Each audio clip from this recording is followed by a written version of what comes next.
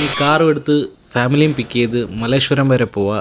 എന്തോ സ്പെഷ്യൽ നോക്കുവാണെങ്കിൽ കുറച്ച് കല്യാണം ഷോപ്പിംഗ് ചെയ്യാൻ വേണ്ടി പോവുക. വൈഫിൻ്റെ കസിൻ സിസ്റ്ററിൻ്റെ കല്യാണം, അതിന് വേണ്ടിയിട്ട് ഷോപ്പിംഗിന് ഇറങ്ങും മലേശ്വരത്തോട്ട്. ഞാൻ നേരെ വീടിൻ്റെ അവിടെ വന്നു. വീടിൻ്റെ അവിടെ വന്നപ്പോൾ ഈ സംഭവം കണ്ട് ഒരു വീട് ഇടിച്ച് പൊളിക്കുന്നു. അതും കണ്ടിട്ട് ഞാൻ അകത്തോടെ ചെന്നപ്പോഴത്തേക്ക് എല്ലാവരും റെഡിയായി നിൽക്കുമായിരുന്നു. ഇവനാണ് പുതിയ ഡ്രസ്സ് ഇട്ട വീട്ടിൽ ഇരിക്കത്തില്ല, ഇരുത്തത്തുമില്ല. ഞങ്ങൾ അന്നേരം വെളി ഇറക്കണം. അങ്ങനെ കുഞ്ഞിനെ അടുത്ത് ഞാനും വെളി വന്നു. ഞങ്ങളെല്ലാം കാറിൽ കയറി മലേശ്വരത്തെത്തി. ഇവിടെ വന്നപ്പോഴത്തേക്ക് ഇവർക്ക് ഷോപ്പിംഗ് തുടങ്ങി.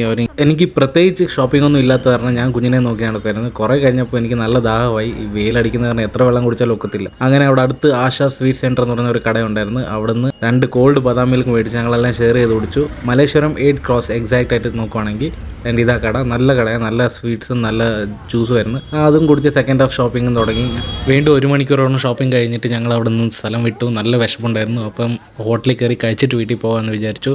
വീടിൻ്റെയൊക്കെ അടുത്തുള്ള JK നാട്ടിമണ്ണ എന്ന് പറഞ്ഞ ഒരു ഹോട്ടലിൽ വന്നു. നല്ല നാട്ടി സ്റ്റൈൽ ഫുഡ് കിട്ടി ഇവിടുത്തെ. ഞങ്ങളിങ്ങനെ വിശന്ന് ഫുഡിന് വേണ്ടിയിട്ട് ഓർഡർ കൊടുത്തിട്ട് ഇങ്ങനെ വെയിറ്റ് ചെയ്യുമായിരുന്നു. കുറച്ച് കഴിഞ്ഞപ്പോഴത്തേക്ക് ഫുഡ് എത്തി. ഇതാ ഇവിടുത്തെ സ്പെഷ്യൽ സംഭവം കാഞ്ചിൻ തട്ടേന്ന്. ഇതിൽ കുറച്ച് മട്ടൻ വെറൈറ്റിയും ചിക്കൻ വെറൈറ്റിയും അൺലിമിറ്റഡ് ആയിരിക്കും, ഒരാൾ തിന്നുവാണെങ്കിൽ മാത്രം. അങ്ങനെ ഞാൻ റൊട്ടിയും മട്ടൻ ചോപ്സിലും തുടങ്ങി. നല്ല ടേസ്റ്റ് ആയിരുന്നു.